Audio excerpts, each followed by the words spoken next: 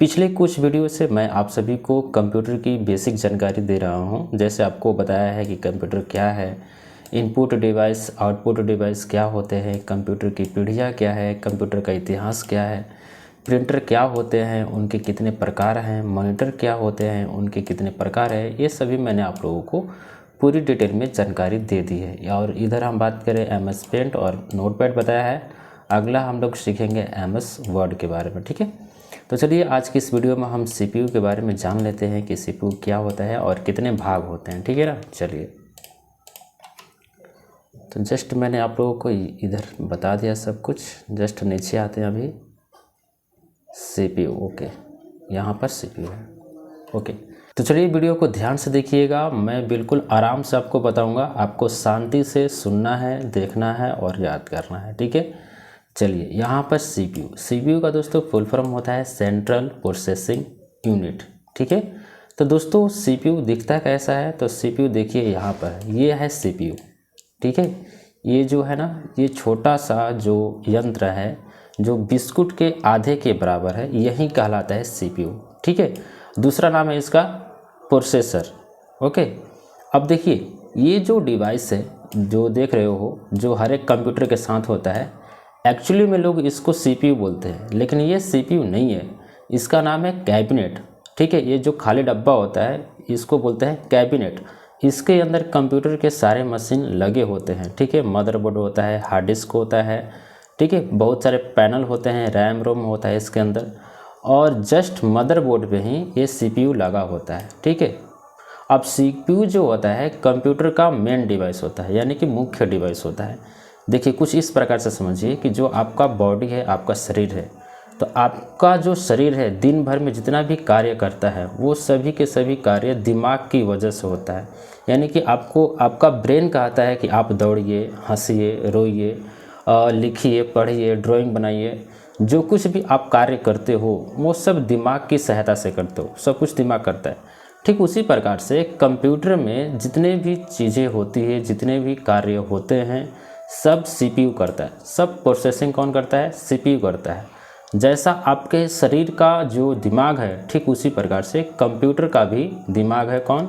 तो CPU है। ठीक है, यहाँ तो कोई दिक्कत? नो दिक्कत। अब यहाँ पे समझिए, इंस्ट्रक्शन रेट ऑफ प्रोसेसर, यानी कि प्रोसेसर कहने का मतलब CPU is measured in KIPS MIPS, यानी कि CPU का जो कार्य करने का दर है, ठीक है ना, उसको किस में मापा जाता है? तो KIPS में मापा जाता है और या MIPS में मापा जाता है। ठीक है, अब KIPS का फुल फॉर्म होता है किलो इंस्ट्रक्शन ऑफ पर सेकेंड, यानी कि एक सेकेंड में ये हजारों निर्देश यानी कि हजारों गणनाएं कर सकता है। ठीक है, इतना तेज़ी से ये कार्य करता है। ओके, यानी कि एक सेकेंड में ये हजारों गणनाएं कर सकता है।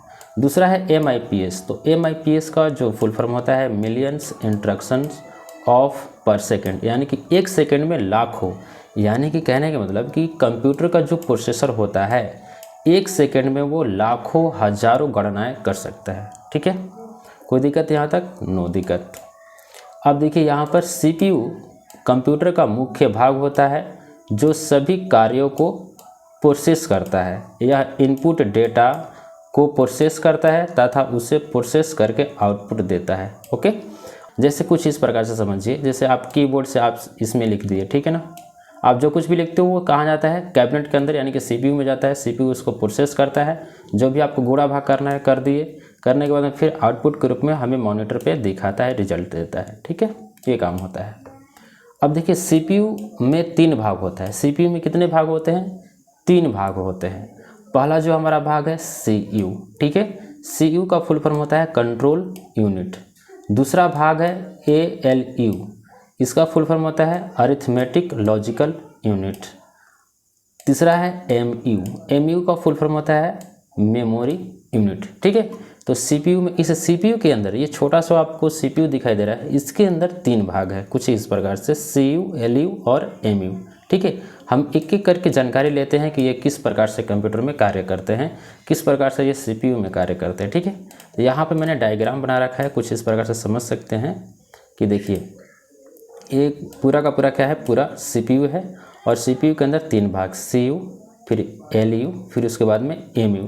ठीक है, अभी ये किस प्रकार से कार्य करते हैं आइए समझिए।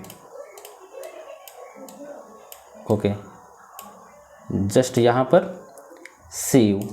CU का जो फुल फॉर्म होता है कंट्रोल यूनिट होता है और हिंदी में नियंत्रक इकाई। ठीक है, कंप्यूटर के समस्त भाग को नियंत्रित करता है। कंप्यूटर के समस्त भाग को क्या करता है, नियंत्रित करता है। कंप्यूटर के सभी डिवाइस जैसे माउस, कीबोर्ड, मेमोरी तथा प्रिंटर को नियंत्रित करता है। यानी कि कंप्यूटर में जितने भी डिवाइस लगे होते हैं, mouse, keyboard, RAM, memory, printer, scanner, joystick, microphone, जितनी भी चीज़ें हैं सबको कौन करता है, कंट्रोल। तो ये CU करता है। ओके, ये CU करता है ना जी, CU करता है। अब कैसे करता है देखिए, मान लीजिए कि ये कंप्यूटर है।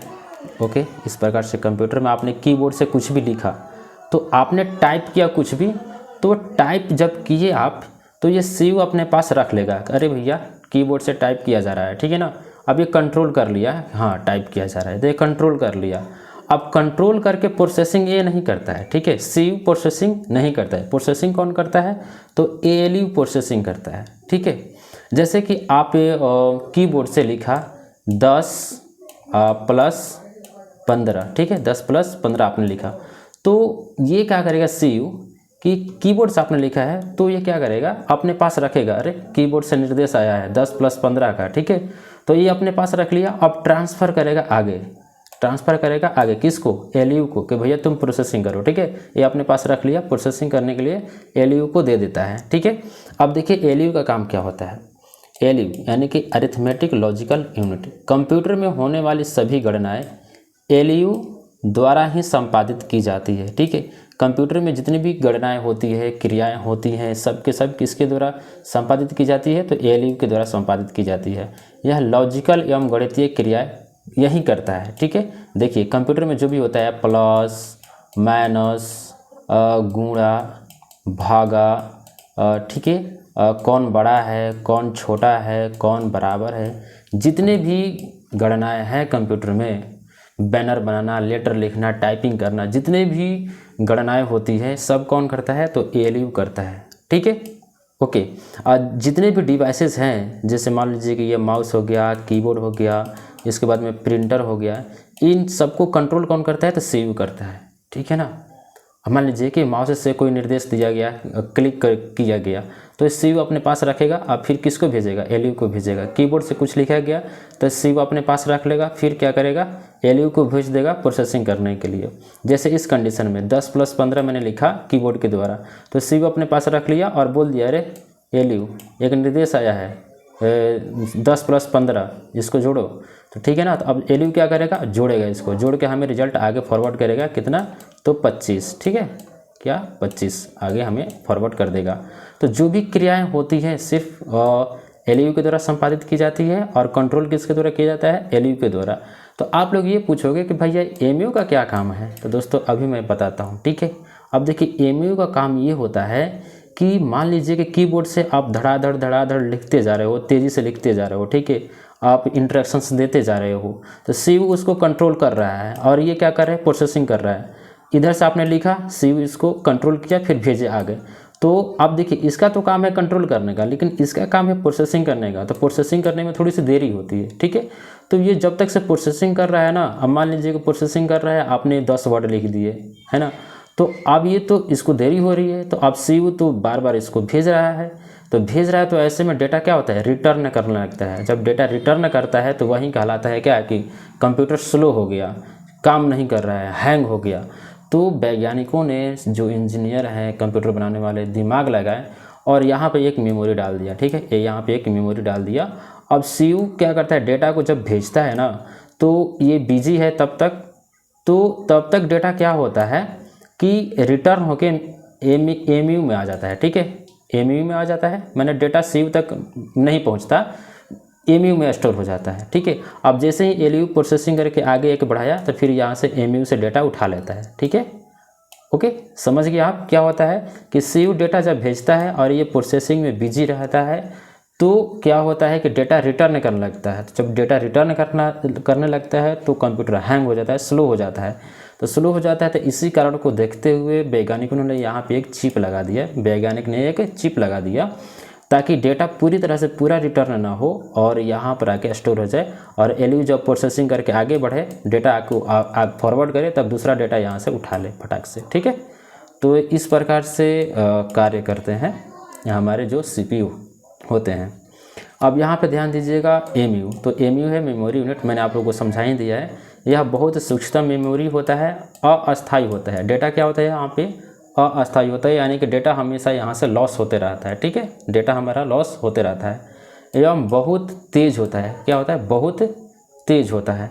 इस मेमोरी में कुछ समय के लिए डेटा रखना पड़ता है, इस मेमोरी में कुछ समय के लिए डेटा रखना पड़ता है ताकि एलयू डेटा को प्रोसेस कर सके। ठीक है, यहाँ पे बात आ गई, यहाँ पे देख सकते हैं, यहाँ पे क्या लिखा है कि कुछ समय के लिए डेटा रखना पड़ता है ताकि एलयू डेटा को प्रोसेस कर सके। ठीक है, तो आप इस तरह से समझें, जैसे कि ये CPU हो गया, 3 भाग हो गए, CPU, LU, MU। CPU क्या करता है, कंट्रोल करता है, सभी डिवाइस से मिलने वाले इंस्ट्रक्शंस को कंट्रोल कर लिया, फिर आगे भेजता है, आगे ये प्रोसेसिंग करता है, प्रोसेसिंग करके आगे भेजता है। MU यहाँ पे इसलिए लगा होता है कि डेटा तेज़ी से आता है CPU से LU तक, तो LU प्रोसेसिंग करने में व्यस्त रहता है, तो डेटा रिटर्न ना हो इसलिए MU में जाके स्टोर हो जाता है। और जब LU प्रोसेसिंग करके आगे बढ़ जाए तो फिर ये MU से डेटा यहीं से आदान प्रदान कर लेता है। ठीक है, तो आई थिंक मैंने आप लोगों को पूरी प्रक्रिया समझा दी है कि CPU किस प्रकार से कार्य करते हैं। यहाँ पे एंड हो गया इसका। तो इतना ही दोस्तों CPU में होता है, और भी चीज़ें जो होती है वो एडवांस लेवल की होती है। तो जैसे जैसे हम वीडियो में आगे बढ़ेंगे वैसे वैसे हम आप लोगों को सब कुछ बता दिया करेंगे। ठीक है, तो उम्मीद करता हूँ कि आपको वीडियो जरूर पसंद आई होगी। वीडियो पसंद आया तो वीडियो को लाइक जरूर कर देना जी। और आप चाहते हो कि रोज़ हम इस तरह के वीडियो देखें और कंप्यूटर के बारे में सीखें, तो आप मेरे चैनल के साथ आप मेरे चैनल को सब्सक्राइब कर सकते हैं। तो मिलते हैं अगली वीडियो में। वीडियो देखने के लिए धन्यवाद।